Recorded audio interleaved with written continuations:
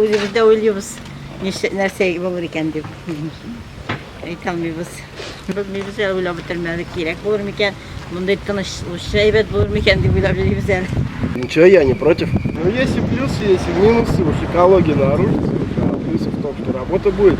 Работа будет, да? То есть работы не хватает, да, в Камских Полянах? Не хватает. Все в городах работают. Мен андай жауапларға айта алмаймын.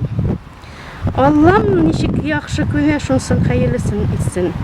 Әменім үшін ол білмеймін. Қазір бүтін нәрсе атымда да, қазір бүтін жерде атым. Мұсылар бүтін жерде хавалар нешік. Андай политикаларға, андай нелерге кіріп кете де алмаймын, башым да жетмей. Өзімнің тұрмышымдағы хәллерінде аңлап біте алмаймын әлі. Не знаю я. Ну, внукам, детям, без работы. Эй, думаешь, для простого человека что-то будет, что ли? Ничего не будет. Это опять выше, кто стоящий, это хорошо будет. Нам ничего не будет. Да, работа будет тоже. Мужикам работа будет. В командировку не будут ездить. Какая зарплата будет?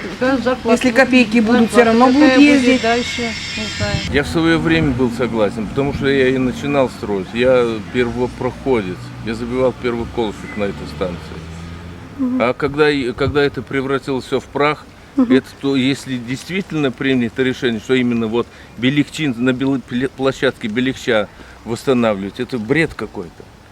О чем вы говорите? Там, ну все же прекрасно знают, что там это можно,